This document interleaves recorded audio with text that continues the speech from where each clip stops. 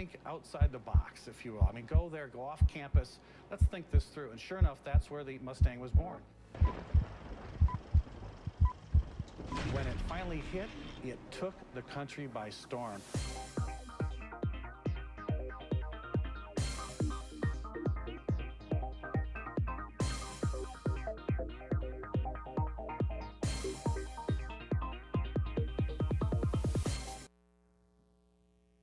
Hello everybody, and welcome to another edition of Cars in Context. I'm your host, John Clor. You know, this is the Motor City, and this is the show where we put cars into the context of your everyday life. We hope to entertain you and have a little bit of fun at the same time, but we will make no apologies for our decidedly Detroit perspective.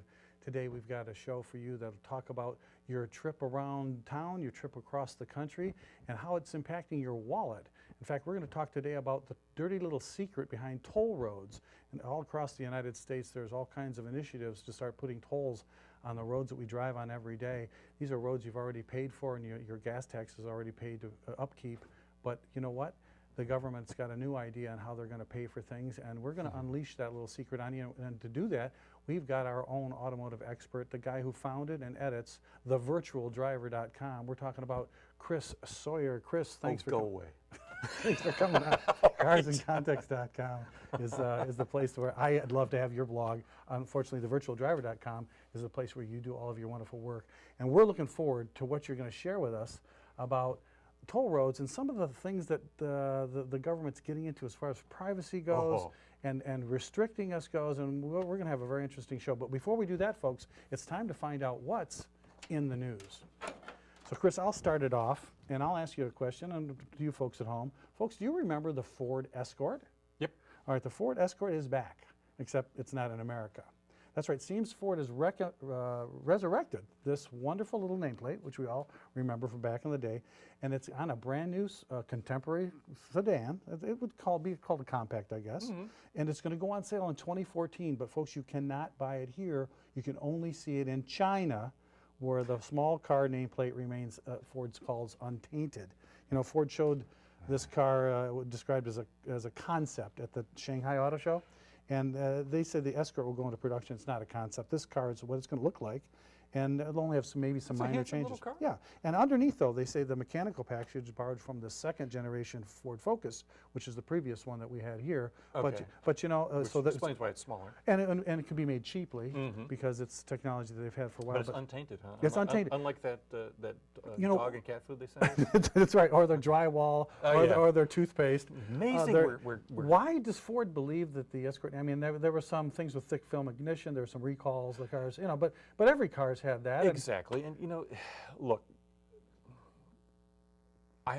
Quite honestly, I think there's been a history in this industry of changing the name every time they run into trouble, instead of just sticking with it. Yeah. It'd be like, you know, if you were Bill Clinton the first time you got caught with somebody who wasn't your life, you'd now be Bill Smith. And then you'd be Bill Jones. I knew that was going to happen. Chris, why don't you take one of our headlines today and go after it before we name the next Ford Pinto, which is on my. There you go. That's right. Okay, go ahead. Okay, so electric vehicles aren't selling. We know that. So what do we want to do there? We got to have clean air. We got to have all this future tech. Hey, fuel cells. Come on, Chris. How could that be in the news? Well, Hyundai says that they're going to make something called the iX35. Of course, why it's going to can't be we have named names? I don't know. And in the U.S., it's going to be based on the current Tucson CUV platform. Oh, the Tucson. Okay. They're a Ford Escape-sized little thing. They want to do a fuel cell version? Yeah. Well, you know, it's going to have 34 horsepower, have a range of 370 miles, which is better than your EV. Yeah, that'll be for the most okay. part. Okay. But same problem. Where do you refuel it? A fuel cell? A hydrogen station. Okay, George Jensen, you call me when that's ready. Okay. Honda has got their FX Clarity. That's right. They've had that for years. Since 2008. They've sold 40 of those. 40. Now, right, so there's why are they not selling? Well, here's the thing. Well, where do you refuel them for one thing? Well, although it does make sense. The fuel cell out of all the EVs out there makes a hell of a lot of sense because you drive it the way you drive a car now. Yeah. You drive it, you deplete it, you put the hose in, you fill it up, you drive it, you deplete it, you put the hose in. That's the way we're used to. We're not sitting there to drive it, plug it in, wait 26 hours or whatever it's going to take, and go on your way. So that makes a lot of sense, but it's not ready yet. I mean, we're moving really fast on the fuel cell technology, to the point where it used to be $150,000 for each fuel Yeah, cell yeah. in the car. But Chris, they say they want this car by 2014. Well, they will be able to produce it, sure, no problem, but they're not going to be able to sell very many of them. And the silly thing about it is that automakers went after fuel cells really hard the first time because they thought, if we can build this car that only thing that comes out of the tailpipe is water vapor, people won't be talking about cars and pollution. No, they'll be talking about something else. Your problem, your freedom. So they don't want that. Yeah, well, Daimler, Ford, and Nissan have all banded together because they can't do it by themselves. And then Toyota and BMW are working together. So clearly, it's going to take a lot of brain power to get this done. It's going to take a lot of work. So don't plan on finding that fuel cell in there right off the bat. And then even worse, once you do buy one, try to find a refueling stop. Yeah, good luck with that. Yeah, listen, I have one. Now, did you watch, remember the show we did, folks, on small pickups, and Chris Sawyer was here? Well, guess what? Maybe GM North American President Mark Russ saw the same show. You know why? Because he just said to reporters that because of rising fuel prices and the fuel economy targets, GM may consider making a new small pickup. In fact, they were going to they originally abandoned the idea of doing a new Colorado and Canyon. Just said there's no market for them. Sales are low. Ford got rid of the Ranger. We did a story on that. But now GM's going back and saying, you know what? If you do a truck and you do a really good one and it has different powertrains and better fuel economy, there might be a market for that. Imagine that. Well, good luck with that. I mean, Toyota's got the Tacoma, and certainly I hope this one has a bigger door opening. Well, this one is actually going to be bigger than, they say, than both the Colorado and Canyon are going to be bigger than the Tacoma. All I care about is that the body opening is bigger because the aperture is so small. Yeah. I have a hard time getting that. And the rumor also is that Chrysler is also reconsidering a small. So thanks for watching Cars in Context, you guys at the auto companies, and maybe we'll get some. I wish I'd produce that M80 concept. Me too. Oh. Well, do you have another one for us? Yeah. Well, you know, let's. Did you watch the show on diesels? I love that show. You had the Volkswagen, the Touareg. The Touareg here. We talked about diesel technology. It's a great show. It's on YouTube. Yes, that was one of our lost episodes. Yeah, it looks like they're starting to catch on. That people are starting to say, "Hey, you know what? This makes sense." Especially if you've got a truck, an SUV, something like that. You need to, or you do a lot of travel. Right. They make an awful lot of sense. The biggest problem right now is that in this country, unlike everywhere else in the world, diesel costs more than premium. Everywhere else, it's the price of regular gas. It is more expensive. So that sort of holds it up. But that hasn't stopped people. They've the market for clean diesel sales is up 25% as of last winter. Wow. And that it's still a small fraction of the market, but that it should nearly double by the end of this year, and diesel sales should reach almost 1 million by the end of the decade. You know, Chris, you said, and I know that show was maybe more than a year ago we did, but you said, watch this market because even though the fuel is more expensive, the vehicles can tow. The technology's there where they have all the power in the world, and they give great mileage. Here's the really funny part about diesels. Okay, we've got particulates that we have to worry about, and we are cleaning those up. But when you're not running a diesel under full throttle, under a full load, they have a lower carbon dioxide output than any other internal combustion engine out there. So actually, if we could meet any CO2 standards we currently have on the books that we're thinking about if we just went to diesels. See, they're getting a bad rap. Very good item there. And I got one for you. You're going to love this, Chris. Okay. Folks, you know that our weight gains are not only killing us, but did you know that they're also killing your car's fuel economy? That's Allstate, the insurance company, did a study that says overweight Americans are adding their extra pounds to their new lighter weight cars, and then that's hurting the auto industry's efforts to fuel economy. No, it's not. That's what I'm telling you. No, it's not. No, and I will take care of that right here. Because you're fatter. That is, yes, you're fatter, and in the real world, sure, it goes down. No, but where the way the car industry is measured is on corporate average fuel economy, Yes. and it's based on the sticker, and they don't put Roseanne Barr in the car here's the when deal. they're doing this. For you Roseanne Barr fans, let me apologize. Oh, but let me don't. tell you this. I know this is coming from thevirtualdriver.com, but this one came from your favorite, Consumer Reports, who did a study back in 2010 that said the auto insurer that says that 1 billion extra gallons of gasoline were burned each year between 1960 and 2002 because of our growing waistlines, and I'm at fault. And that evidence, and in fact, a Gallup poll last year showed that the Americans' average self-reported weight grew by 20 pounds since '90. Now, that's a very small. 20 pounds is small compared to a 4,000-pound car. But they did a study that said This natural push towards reduced carbon means every ounce adds up. And scientists Okay, say now I'm gonna, that the vehicle... scientist, my eye. They let say... Me, let me just hit you with this one. CO2 is a problem, right? Okay. The ice age. You look at the ice cores that they pulled up. Yeah. The CO2 levels were 1,324 parts per million during the ice age. They didn't have SUVs. They didn't have cars. They had nothing of the like, and it's 3 times higher than the number that they currently say, if we tip over that, we're going to have uncontrolled global warming. Well, BS. It's the sun.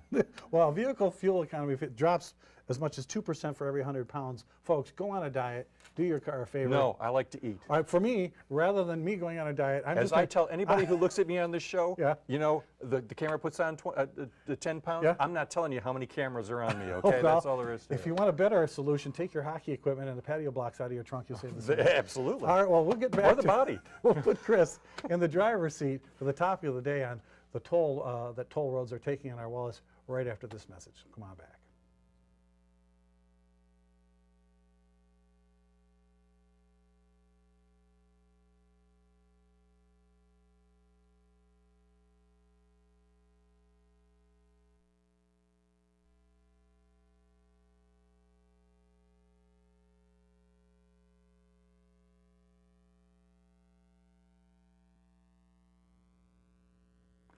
Hi, everybody, and welcome back to Cars in Context. I'm your host, John Clor.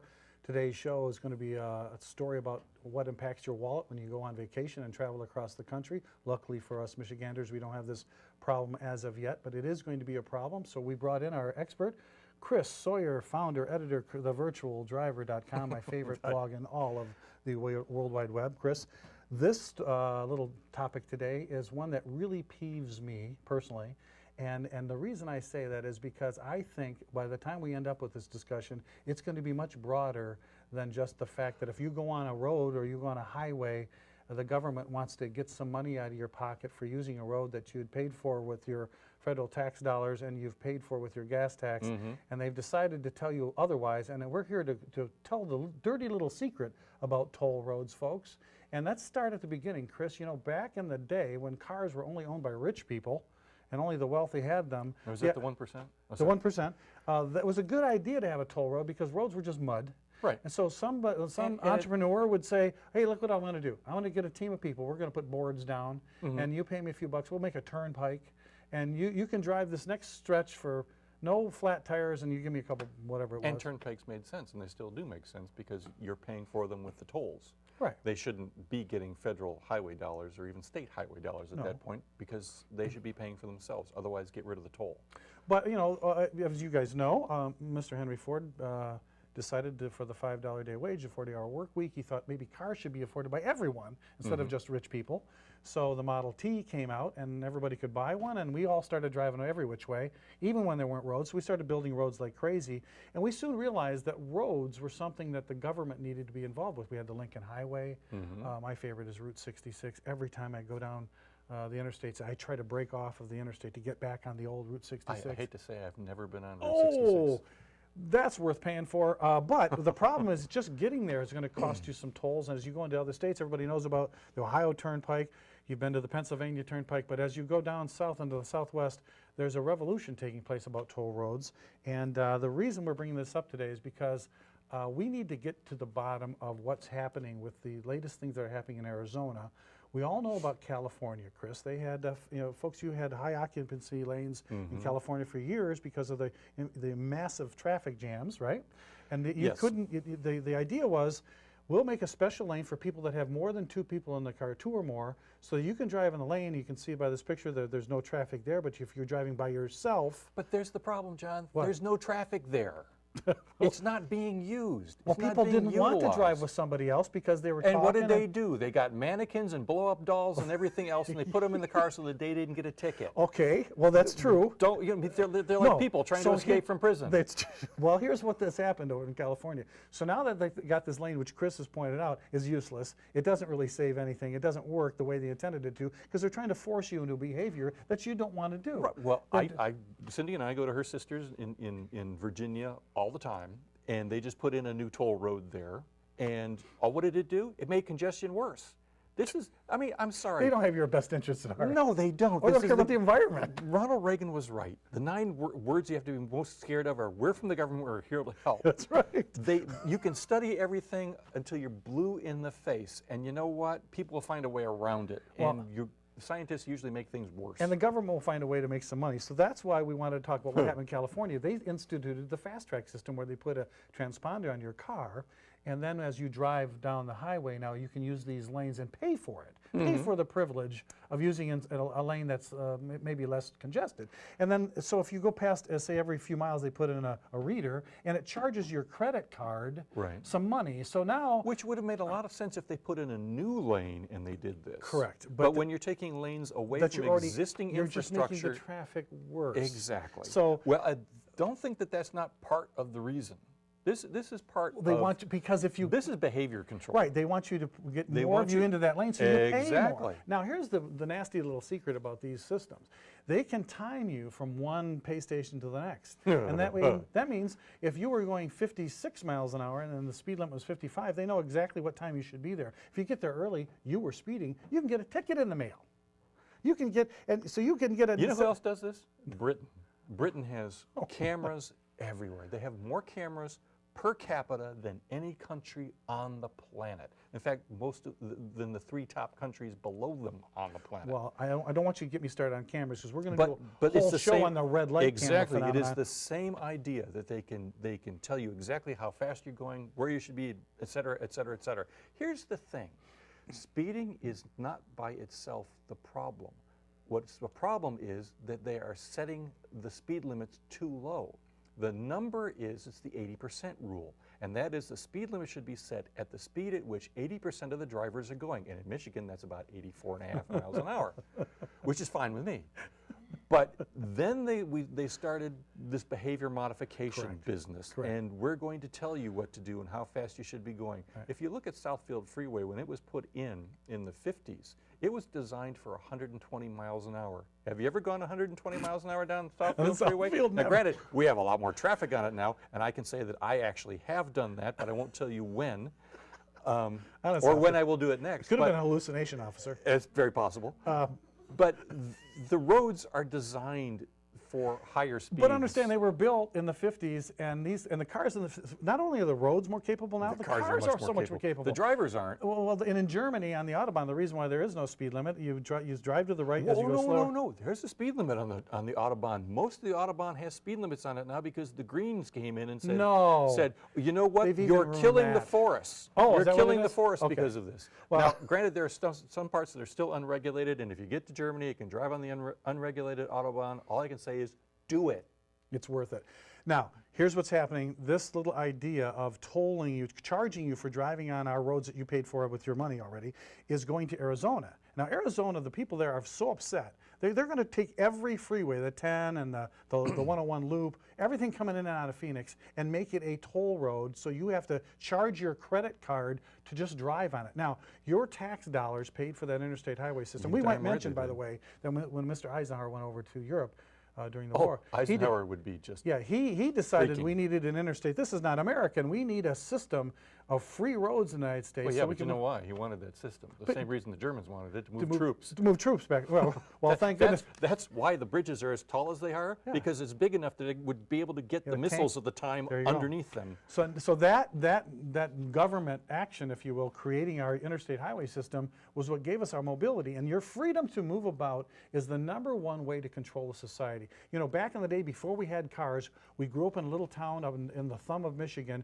raised our potatoes and our family, and died and was buried up there because we couldn't move around. Now with cars, you can go anywhere in the United States within 3 days. Politicians don't like that. They don't like the mobility part, but that's the core to your freedom. And for you to have to pay for something that A, your tax dollars built, B, you pay between 17 and 35 cents every gallon you use for your tax dollars to pay for the gas tax, to pay for the upkeep of the road. But what happened, Chris? These millions of dollars were put into these gas tax funds. And it was siphoned off. And it was piling up. So somebody in the government at one time, 10, 15 years ago, said, gosh, we can't build roads this fast. They don't need this much upkeep. What are we going to do with these millions of dollars? But the Well, thing let's is, put them in the general fund. those roads did need upkeep, and I they know. didn't do it. They didn't fix your infrastructure, so And they they took stole your from you. money They and gave stole from you. people entitlement programs and things. Oh, let's spend it on this or this. Look at all this money we have. What does this remind you of? Social Security? It's There what- is no lockbox. I'm telling you, this is the dirty secret of toll roads. They Folks, used it for mass transit subsidies. We're paying, your gas tax is paying for that bullet train in California. It's paying for the Woodward connector that they want to do here. all of the that things stuff. that was supposed to For do was bike just keep your paths. road. You're handing over your cash, But and I've it's got- not fixing your roads. But Chris. it's worse than that. The Government Accountability Office. Now there's a name that should scare the hell out of you. The Government Accountability Office. The Who's GAO. accountable? They say Who's accountable in that the they government? want to tax motorists for every mile you drive. Right. Here is one of their plans. GPS surveillance devices in your car or another less invasive technology that will double the amount that they currently get in federal taxes, the gas taxes. Why? Because the CAFE standards, you were just saying that we're losing our mileage. We've increased the mileage on cars so much that they're not making enough money. I didn't know the government was supposed to be a profit-making deal to begin Exactly with. right. It was for the people, by the people, of the Exact- people. What so the happened to that? mileage is up, but the dollars are down. Well, folks, we need to bring this out into the open because as Arizona battles this fight and other states, Michigan's looked at charging tolls. Here is the big question. You've spent this money for years. You've generated billions of dollars that your government did not reinvest in your roads. Now they're coming to you and saying, oh, we're out of money. You're going to have to pay for them if you want them fixed. Ladies and gentlemen, this is just like sending your kid off to college, giving him his tuition money, and a month later he calls you and say, Mom and Dad, I need my tuition money. And you say, I gave you the money. And he said, no, I spent it on beer And chicks. and chicks. I got Our one- government has spent your gas tax on beer, essentially, and they did not spend your money, or whatever they spent it on, and they did not spend it on fixing the roads. And they didn't even now do- they're lying to you on the government website and saying there's no money in the well, because you siphoned it off and used it for entitlement programs, we don't have the money. Exactly. So is that something you have to pay for again? That's the question. And here's two things that you want to know. In Germany, they have 700,000 truckers that carry tracking devices. Jawohl, mein Führer. And so that they can collect $5 billion in mileage tax. But here's the thing. The administration and enforcement costs are $1.5 billion, or 33% of what they That's take in. ridiculous. And don't forget this. Tolls are a way for politicians to avoid having to ask the electorate for more money, and it removes the barrier for regular increases. Right, that's the problem. That's a financial threat to you that won't go away. And even on your GPS it says, do you want to avoid toll roads? And my answer is yes. There's because- no yes, and there's a no, a yes, and there should be a hell yes. Now, one more thing before we're going to have a whole nother show on something that's called another invasion of privacy. It's something that's called black boxes, and now the insurance companies are clicking in into your OBD. I've actually got one, but because I've got press cars, my actual car sits there. And so Oh my goodness! my Well, you're insurance making is money. going Well, I know that Progressive has something called Snapshot. down. Allstate has one that's And called Dry folks, Safe. we're going to do a show on that to talk to you about how this financial threat is actually going. There are people that are trying to hack into their Snapshot to falsify the information so they get cheaper car insurance rates. It's a really It's really costing us all money. and as our toll roads. But Chris, we have no more time to talk about that. But come back and talk about that again. Thanks for that, because now welcome. it's time for one of my very favorite segments on the show, and that's called Pride in My Ride. Well, who's it going to be today? Well, Pride in My Ride, the rumor is that Pride in My Ride today is a car that that this guy next to me knows all about. Oh, I know And this car Chris, why very don't you well. take us through Pride in My Ride, and what is it? This car is my brother Bob's Jaguar. Bob doesn't even know this. Oh, thanks. This car he found on a test trip that he did out west. Oh, my. And he had shipped back, and he said it's really good shape. It's been out. It's not rusty. In fact, it won't take me that long to get it up and running, and it'll be a driver. And so I went to pick it up at the moving place, and I was telling the guy all of this, and he goes, "I hope you and your brother are close." And just that, I came around the corner and saw this absolute wreck of a Jaguar, which was not rusty. No, but but now he's got it painted. That's the old bonnet sitting next to it. That's got all the more Bondo in it than Cher. And it's been a lot of work and a lot of time, and it's finally going to be getting on the road pretty soon when do you here. think? I Maybe- think if not this year, certainly by next summer, Oh, we'll be Bob on the road Sawyer, with that please, thing. Bob Sawyer, spend It's some evenings. gorgeous. Get out of That those. opalescent blue, which was done by Chris Hadaka out in rural Michigan, is beautiful. We'll look forward to a new one when he gets it done. Folks, if you have a car you want to be featured on Pride My Ride, send it to me, J. Clor at carsandcontext.com. But Chris, the rumor is we have another part of the show that I love. And Lauren Parrott, I hear there's a rumor that we have some viewer mail that we get to read on the air. Is that possibly true? That is very possibly true. Oh, Lauren, folks, ladies and gentlemen, it's Lauren Parrott from WMTV. Lauren, thank you so you. much for our viewer mail this week. Well, Chris, we've got viewer mail, and I think, well, let's first, why don't you take the first one? Ah, thanks. Anyway, this one comes to us from John T. of Grosse Pointe, who watches Cars in Context on Comcast Cable Channel 915. That's HD. Ooh, Yeah, hold lucky on. you. Yeah. Says, Dear Chris, I saw a show you were on where you mentioned the proposal by the Department of Transportation to require event data recorders, so-called black boxes, We were just in talking about all that. cars and light trucks that are manufactured after September 1st of 2014. I've heard challenges to the proposal over privacy concerns, asking that data collected on the driver be protected and prohibiting access to the data without permission of the owners or from a court order. Can you tell me if the black boxes plan is going to happen? Ooh. Yeah. What? Yeah. Wait Of a course minute. it's going to happen. But what about privacy? There is no privacy. Oh, no. We're going to, folks, we will have to do a show on these black boxes and the insurance. They will have them. It is going to make it much easier to find out who is in an accident, who's at fault, and the insurance companies again. And all of that stuff I understand, and it is in some ways a protection for the driver involved in an accident. Okay. But the problem is It's going to be that used as a financial gain for the companies. it's very easy. The car companies are just livid about this. They are doing everything they can to protect the information. But it is, as we've seen, I mean, my own website got hacked from the University of Michigan, for God's sakes. Well, folks, then that could happen to you. You can So get you hacked. can get This is very hacked. dangerous. We'll do a show on it. I've got one too. This one comes to us from Maddie B. in St. Clair Shores, who watches Cars in Context on WOW, cable channel 10 out there. He says, Dear John, did I read correctly that New York City decided to make the Nissan NV200 the city's official cab? Why didn't they choose a domestic vehicle to keep our tax money from going into pockets of foreign automakers? Maddie, yes, they did. They absolutely did. The New York officials decided that they want to make this Nissan vehicle their official cab, which means all the cabbies have to toe Yep. the line. That's a But, cool little but here's some good news for you. Just recently, it turns out that the New York City taxi fleet operators have sued the city of New York, saying that the Nissan NV200 is untested. It uses outdated engineering and technology. It does not offer a hybrid or electric, and they don't want it. So they're going to sue the city of New York for picking that car. They want other choices. So maybe, of course, SpongeBob always says, good luck with that.